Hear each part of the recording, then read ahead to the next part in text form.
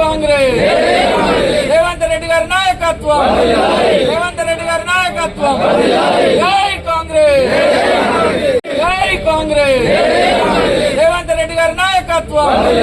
రేవంత్ రెడ్డి గారి నాయకత్వం జై కాంగ్రెస్ జై కాంగ్రెస్ రేవంత్ రెడ్డి గారి నాయకత్వం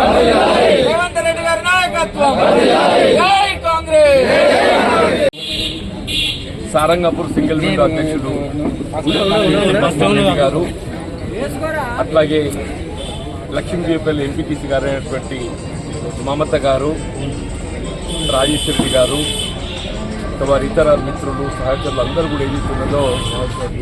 వార్డు సభ్యులు ఈరోజు రాష్ట్రంలో నూతనంగా కాంగ్రెస్ ప్రభుత్వం ఏర్పడే పరిస్థితులలో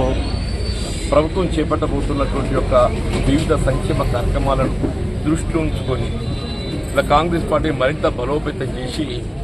రాబోయేటువంటి ఇలా సార్వత్రిక పార్లమెంట్ ఎన్నికల్లో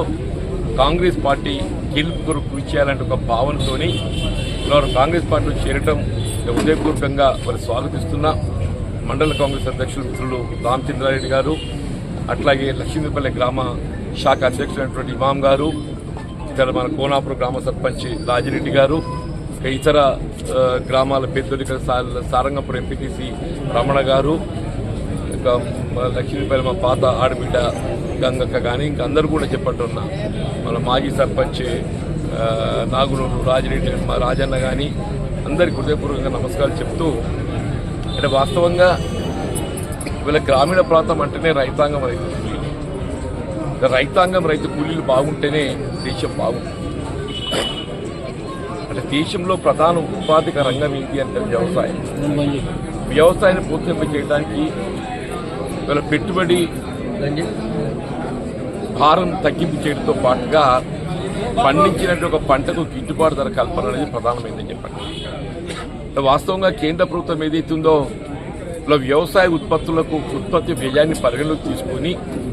కనీస మద్దతు ధర నిర్ణయింప చేసినప్పటికీ ఆ కనీస మద్దతు ధరకు చట్టబద్ధత లేకపోవడంతో మరి రైతాంగం వాళ్ళు ఇంత ఇబ్బంది ఎదుర్కొంటున్నారో మనం గమనిస్తామని చెప్పండి. ఆ ఉమ్మడి రాష్ట్రంలో కేంద్రంలో యూపీఏ ప్రభుత్వం అధికారులు ఉన్నాడు, రైతాంగాన్ని రుణవిముక్తం చేయాలనే ఒక భావనతోని ఏకమొత్తంగా ₹1,00,000 వరకు రుణమాఫీ చేసినటువంటి విషయం మనకు తెలిసిందని చెప్పి తిరిగి మళ్ళీ రాష్ట్రంలో కాంగ్రెస్ పార్టీ రేవంత్ రెడ్డి గారి ఆధ్వర్యంలో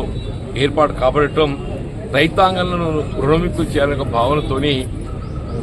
రాబోయే కాలంలో ₹2,00,000 వరకు మరి రుణం మాఫీ చేయబడే విధంగా చర్యలు చేపట్టబోతున్న విషయం కూడా మనకు తెలిసిందని చెప్పండి. దాంతో పాటుగా వివిధ సంక్షేమ కార్యక్రమాలు వారి ఆడబిడ్డలకు ఏదైతుందో బస్సులు ఉచిత రవాణా సౌకర్యమే కానివ్వండి, ఇలా విద్యుత్ భారం గృహ వినియోగాన్ని తగ్గింపు చేయబడే విధంగా 200 యూనిట్ల వరకు ఏదైతుందో ఉచిత విద్యుత్ సరఫరా కానివ్వండి, మరి గ్యాస్ సిలిండర్ పంపిణీ కానివ్వండి, ₹500 ఇల్లు లేని నిరుపేదలకు అందరికీ ఇంటి నిర్మాణ కార్యక్రమాలే కానివ్వండి, ఇవన్నీ కూడా సమకూర్చాలని చెప్పని కాంగ్రెస్ పార్టీ తలసిన విషయం తెలిసిందని చెప్పి వీటన్నింటికి తోడు ముందు పేర్కొన్నటువంటి వ్యవసాయ ఉత్పత్తుల కనీస మద్దతు ధర దేశంలో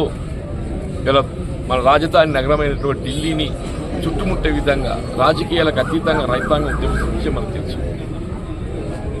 వీళ్ళ కనీస మద్దతు ధర కేవలం నిర్ణయింప చేసి దానికి చట్టబద్ధత లేకపోవడంతో మనం ఆశించిన ధర పొందక రైతు కుదేలవుతుంది.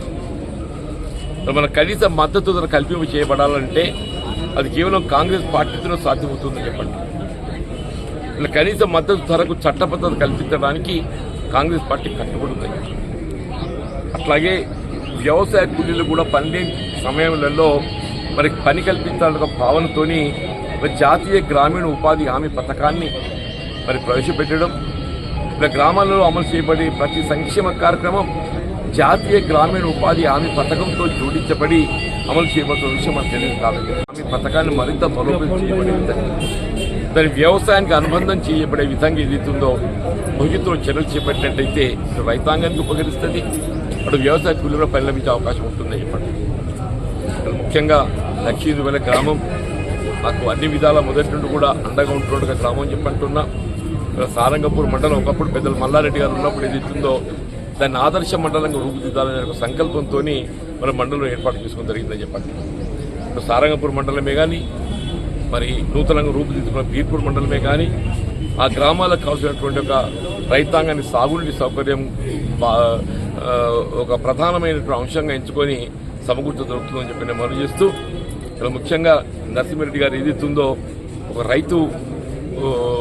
కుటుంబంకి వెళ్ళి వచ్చి వాళ్ళ సహకార వ్యవస్థ బలోపేతం కొరకు ఏదైతుందో వారు గత 5 సంవత్సరానికి పాటుపడటం అట్లాగే మమత కూడా ఏదైతున్నదో స్థానిక సంస్థలకు ఎంపీటీసీగా ఎంపికై మరి ప్రజలకు సేవ చేయడానికి ఆమె చేస్తున్న కృషి అభినందనీయంగా పేర్కొంటూ మరి ఇంతమంది